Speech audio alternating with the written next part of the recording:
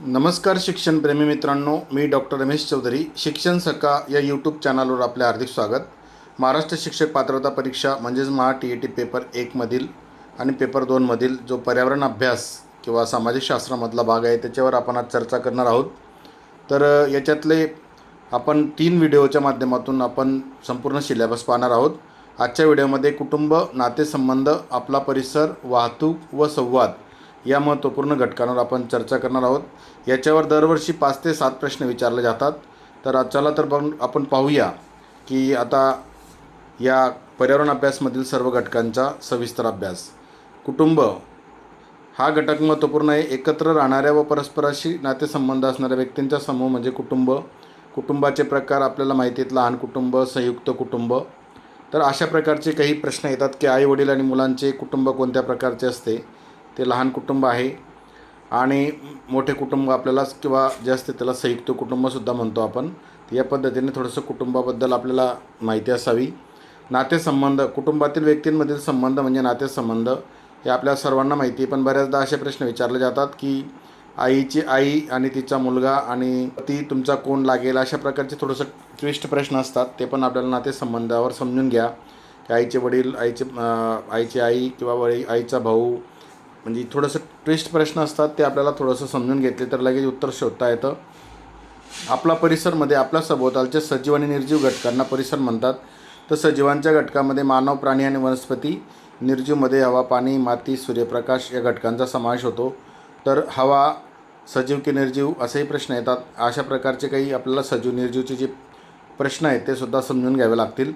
ग्रामीण आणि शहरी परिसर यामध्ये सुद्धा शेती, व्यवसाय, ग्रामीण भागातील व्यवसाय कोणते, लोकसंख्या कमी असण्याचं कारण किंवा नैसर्गिक वातावरण, असे अनेक प्रश्न आपल्याला येऊ शकतात. शहरी भागामध्ये उद्योगधंदे, लोकसंख्या जास्त, आधुनिक सुविधा, तर अशा प्रकारचे काही प्रश्न येतात. नंतरचा घटक आहे वाहतूक म्हणजे ट्रान्सपोर्ट. तर लोक आणि वस्तू एका ठिकाणाहून दुसऱ्या ठिकाणी नेण्याची प्रक्रिया म्हणजे वाहतूक. तर वाहतुकीचे प्रकार आपल्याला रस्ते वाहतूक, रेल्वे वाहतूक आणि जल वाहतूक आणि हवाई वाहतूक या संदर्भातले काही प्रश्न येऊ शकतात. सर्वात जलद वाहतुकीचे साधन कोणतं. नंतरचा घटक आहे संवादाची साधने. तर कम्युनिकेशनवर पण प्रश्न येतात. माहितीची देवाणघेवाण करण्यासाठी वापरल्या जाणाऱ्या साधनांना संवादाची साधने म्हणतात. त्याच्यामध्ये पारंपरिक साधने आहेत की पत्र, तार. आधुनिक साधने आहेत मोबाईल, इंटरनेट, ईमेल, दूरदर्शन. या आधुनिक साधनांवर आणि पारंपरिक साधनांवर सुद्धा आपल्याला प्रश्न येऊ शकतात. त्याच्यामुळे याची थोडीशी आपल्याला तयारी करावी लागेल. मागील परीक्षांवर आधारित काही प्रश्न आलेले आहेत, जसं की रमेश हा सुरेशच्या आईच्या भावाचा मुलगा आहे, तर रमेशचे सुरेशचे नाते काय, अशा प्रकारचे प्रश्न येतात. तर याचं उत्तर आपल्याला जवळपास पोचण्यासाठी थोडंसं नातेसंबंधाची जी प्रक्रिया आहे ती समजली पाहिजे आणि त्या दृष्टीने आपण त्याचं उत्तर शोधलं पाहिजे. संयुक्त कुटुंबाच्या समाजाला सर्वात मोठा फायदा कोणता. तर या ठिकाणी संयुक्त कुटुंबाचं महत्त्व आपल्याला माहिती असलं की आपण योग्य पर्यायापर्यंत पोहोचतो, म्हणजे सहकार्य आणि सामाजिक जबाबदारी वाढते. हे त्याचे योग्य उत्तर आहे. खालीलपैकी पर्यावरणातील जैविक घटक कोणता. तर जैविक घटकांमध्ये आपल्याला या ठिकाणी झाड हा महत्त्वपूर्ण घटक आहे. नंतर ग्रामीण भागातून शहरांकडे लोकांचे स्थलांतर प्रामुख्याने कशासाठी होते. तर याच्यात रोजगार आणि शिक्षण हे योग्य उत्तर आहे. कोणते वाहतूक साधन मोठ्या प्रमाणावर माल वाहतुकीसाठी सर्वात किफायतशीर मानले जाते.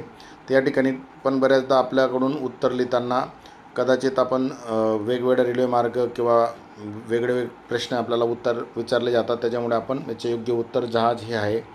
जर एखाद्या गावात रस्ते वाहतुकीची सुविधा नसेल तर त्याचा परिणाम कशावर होईल. तर शेती उत्पादनाच्या प्रक्रियेवर होतो, कारण शेतीसाठी आवश्यक तेवढं संसाधनं मिळत नाहीत. त्यामुळे याचं उत्तर योग्य आपल्याला शोधावं लागेल.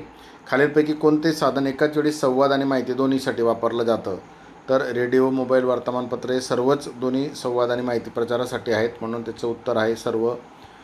पर्यावरणातील सजीव आणि निर्जीव घटक परस्पराशी संबंधित आहेत की परावलंबी, त्याचे योग्य उदाहरण कोणतं.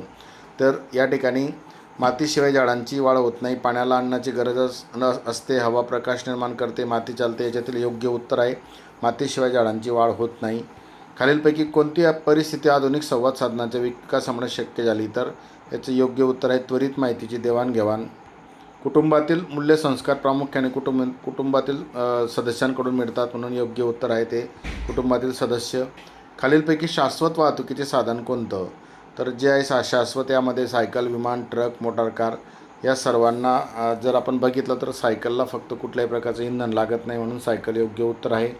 विविधतेत एकता ही संकल्पना कोणत्या घटकाशी संबंधित आहे? तर ते नातेसंबंध आणि समाज जीवनासंबंधित आहे. इंटरनेटचा सर्वात मोठा शैक्षणिक फायदा कोणता? तर माहितीचा जलद आणि व्यापक प्रवेश. इंटरनेटवर पण एखादा प्रश्न येऊ शकतो, त्या दृष्टीने आपण तयारी करा. EVS अध्यापनात विद्यार्थ्यांना परिसर भेट का दिली जाते? तर याचं योग्य उत्तर आहे प्रत्यक्ष अनुभवातून शिक्षणासाठी.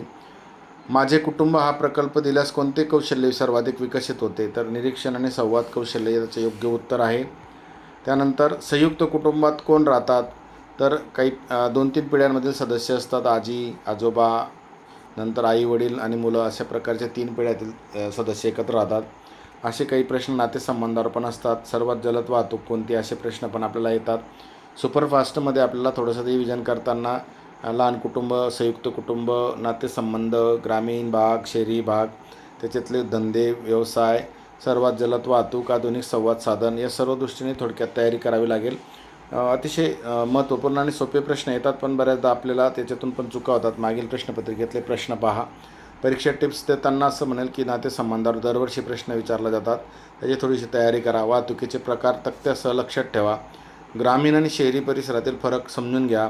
संवाद साधनांचे पारंपरिक आणि आधुनिक प्रकार हे पण समजून घ्या, पाठ करा, लक्षात ठेवा. अशा प्रकारे महत्त्वपूर्ण टिप्स आहेत. आज आपण कुटुंब, नातेसंबंध, परिसर, वाहतूक आणि संवाद साधने यांचा अभ्यास केला. पुढील भागामध्ये आपण अन्न, पाणी, निवारा, वस्त्र, स्वच्छता आणि आरोग्य या घटकांचा अभ्यास करणार आहोत. अतिशय महत्त्वाचा परिसर अभ्यास विषय आहे आणि या विषयातील 30 प्रश्न जर सोडवायचे असतील तर आपण थोडंसं तयारी करूया. पुढच्या भागामध्ये मी इयत्ता निहाय, इयत्ता 3री, 4थी, 5वी, 6वी, 7वी, 8वीच्या वर्गात कोणकोणते घटक आहे ते सुद्धा आपल्याला सांगणार आहे. निश्चित आपण त्या घटकाचा थोडक्यात अभ्यास करा आणि चांगले मार्क्स मिळवा. आपल्या सर्वांना मनापासून शुभेच्छा. धन्यवाद.